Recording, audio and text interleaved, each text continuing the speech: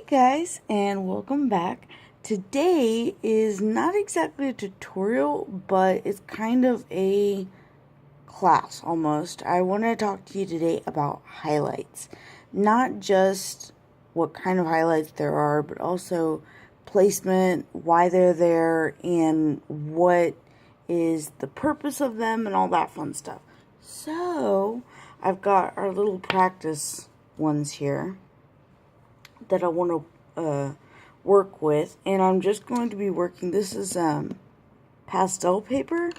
That way I don't have to color a gem every single time to talk to you about this and show you.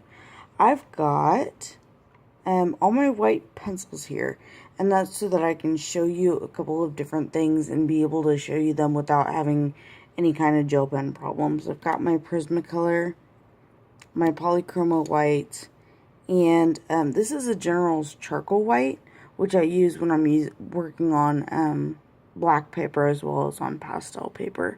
It's a very, very bright white. You'll see Zentanglers and stuff like that use this on their black tiles. It is a very, very bright white. Okay. We all know Prismacolor is a very white, and then my Polychromos is actually pretty white on this paper. It's not, obviously not quite as bright as these, but it'll still do the job if we want it to. Okay, so I've got these just out in case I want to use them. Now, what I did on my LA gem, which you guys all just saw, and I will also be posting on here somewhere at some time, is that this is a template, okay? Like, it's just like a basic blank slate, okay? And then you can put anything in there you want, from a landscape to swirly lines to anything. And then the whole idea of the gem, to make something look like a gem, is to get your color to be in this area. Basically, your shadow is going to be all in this. Your reflected light is all over here. And then your highlight is wherever your light is coming from. Okay? So, it's not as big of a deal as some people think it is to do, like, you know, the LA gem, where there's just, here, let me show you. Got it sitting right here. Where there's, you know, a whole scene inside it. Yes, it's really big. I understand that. But all we've got is we've got this shadow that comes out. See how much the shadow comes out here and comes back around? And it's really just that much of the shadow with the highlight on top. And then all of this is just creating a scene in there. And I've got the color running all around it to create that edge on the gem. Okay? What I think about generally is this being, you know, a gem or whatever, and you just have this blank template, and then you just gem on top of it. You're basically just creating this effect of the light on top. And if I bring it over here, you can see where the light hits it. That's my lamp. And then it's got the shadow here. Or, the shadow's outside here. And then the reflected light is inside it, almost as a circle, because it's showing this. And then you've got your highlight right here. Now, that's just because my lamp is circular. And what you guys know, my favorite is that I like to pretend that there's a window right out there. And so I like to pretend that it goes like that, because that's how a window would go and reach around it. And so you've got your reflected light that is down here and is much lighter than your highlight in general. But like, it gets stronger over here, and then you fade out to a middle color. And then you've got your depth and your shadow with your highlight on top. Okay? So, what I wanted to show you was that the proportion of the highlight depending on where it's at and how big it is pretty far from the edge, farther than you might think. Most often what I see is people doing this as a highlight, which you can, but I think that's a better highlight for going if you're doing the all around light and you're doing the highlights all around the sides of it versus if you're doing directional light. And directional light is the most commonly used for gems. So if you've got the light coming from here, see how far into the gem that is? And then your reflected light is right here. See how the shadow comes out and comes all the way around it? And you've got your darkest shadow over here. And as you move it and change the light source, you can see that there's reflected light down here. And then you've got your shadow up here. Then your highlight is right here, almost at like the edge of the shadow. Still inside it, but at the edge of it over here. Because you really want to set that tone of the contrast between the dark over here and the light. So if you're coming in, let's see, about this far. So I want to come over here. Let me get my Prismacolor so you can see.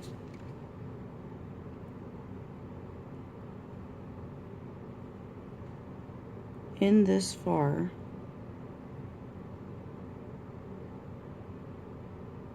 And you're following the curve of the object itself.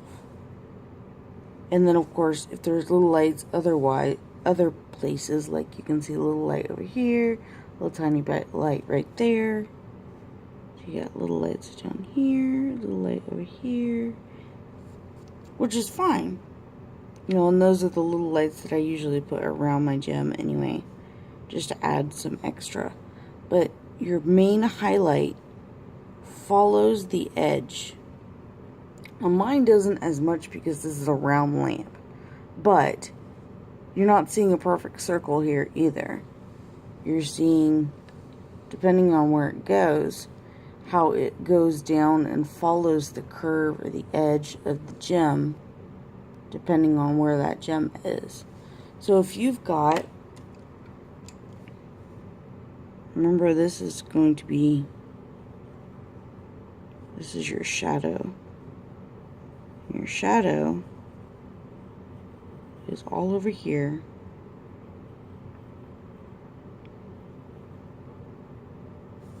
And then, if you look at it, see how it curves all the way around? So you want that curve all the way around.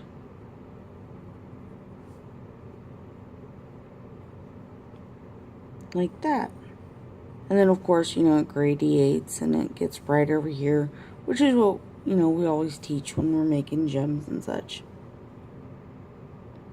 But this is how far I bring in my highlight most of the time, because I think my light is coming from up here. Oop, my camera went out of focus. So when I see highlights done way over here like these, I think, well, the light's coming from like down here by the paper or by the gem, like right at the, I don't know, almost at the surface versus up coming from somewhere. Because if you look at it like this, let me draw this out for you guys so you see it. You've got your gem. If your light is coming from up here, it's going to bounce down here and come out here, right? Because this is where your eye is looking at it. So that means this is your highlight right here. And this is the space you see of the reflected light, not over here. See? Because if you've got light coming from over here and you do your highlight right here at the edge like this, put a highlight way down here, that's where that edge is, and then you're seeing this and then the light's going to be reflected out to you this way. And that just doesn't look great. So when we're trying to do the gems, bring your highlight in some more, and also follow your curve. Your curve here and your curve on the inside of that, which meets it. Okay? The outside comes in a little bit, and the inside goes out a little bit, like a crescent moon almost, where they just meet up. And I usually have these little like breaks, like where the window bars would be or something. Now, when you have something that is not a circle, even from the side of it, you're still looking at it like this. Everything is coming up, so from the side of it, it still looks like this. Okay? So that means you're still coming about this far up, but this is all curved, so you want to curve it.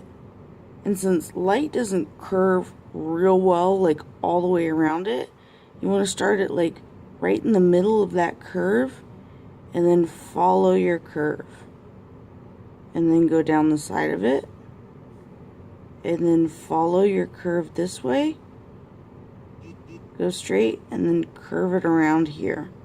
You want curves on both sides because you're following that curve. If you're just doing a straight one, you know, you can just go up here and curve it and just go around the side of it like that, and then have your reflected light across from it, because you're always going to go across from it.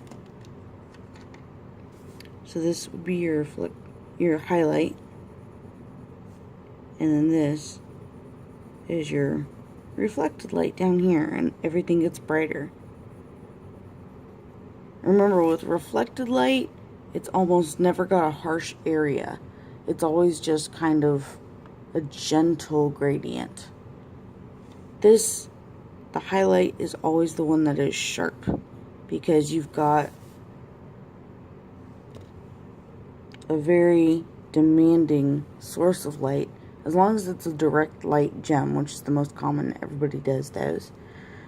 See how absolutely crisp that line is around it. And that's why I'm always like, you know, how I do them with the gel pen, and then I come back in and I clean up the edges of the gel pen, is because I know how crisp that line is, helps to give it the better illusion of highlight. Okay, so we've got our reflected light down here, and it gets stronger as you go farther away from your highlight, depending. Like if you bring the highlight up more, like so it's farther over here, like if your light's hitting like right here and this is your highlight, then your reflected light's gonna be right here. Like, I mean, just like right almost under it.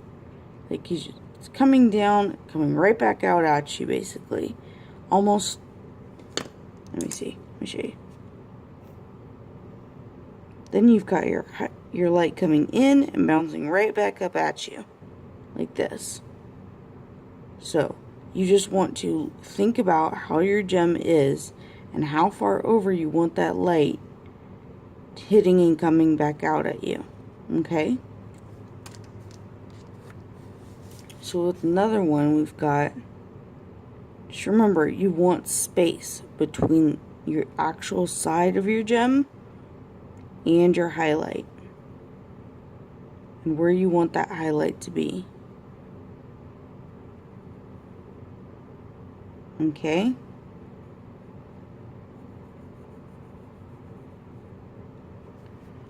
And remember, just like with this, as you can see, the shadow comes down almost all the way around. If you really look at that, can you see that delineation right there? How the shadow comes down and almost all the way around? Because the light is coming down and coming back up, and it's giving you that shadow almost all the way around. That's why I'm always telling you, pay attention to your edges. You want them to be darker. It gives you that illusion of depth so much more than if you just flat color the whole thing, put in a shadow, you know, and you put in, this is my shadow over here, and then here's my highlight. If you're going straight across like that, it just doesn't look as convincing. Because if you're working off of something that you want to look 3D, that light really is coming down and up and leaving that shadow all the way around here. Now you can see on this one that there's actually, because it's just sitting on paper, there's this tiny bit of white all the way around here. And you can add that to your gem. Like, it would just be gorgeous. Normally, what I think of as what happens with the gem is that it's in a backing of some kind. Like when we draw the settings for them. And I'm trying to grab one to show you. Because I've got a couple of these over here. It's got an edge on it that keeps that from what we usually see. So if it's in here, you're not quite seeing that same glowy edge. Boop. So you see that little tiny bit of white right there? You're not seeing that quite as much over here. You're just seeing that reflected light coming in and hitting. And because this is silver, it's also bouncing in. The light is bouncing in from there as well. But our gems generally kind of look like this, and then we put the settings around them, which are dark. I have this one as a dark setting, but it's the wrong size, so I can't really show you. Sorry. But that's kind of what I wanted to talk about. I hope this makes sense to you guys, in that bring your highlights in a little bit more, and then follow your curve. It is so important to follow the curve on all sides of your highlight, not just one. So if you've got, you know, let me see if I can do this. A gem that looks like this that you want to turn into a gem, well, it's easy. Just remember that this is curved. This is coming up from the side. So curve it out. Follow your curve. And then your reflected light is going to be across from that. And leave your space for your color and your shadow out here. And your reflected light is going to be down here. And this will be your highlight. Okay? So this is what I talk about when I mean gem on top of something. So you can do whatever you want in here. So let's make a little tree.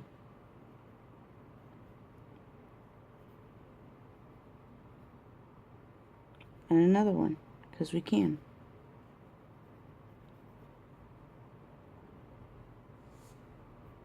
And these are on a mountain out here.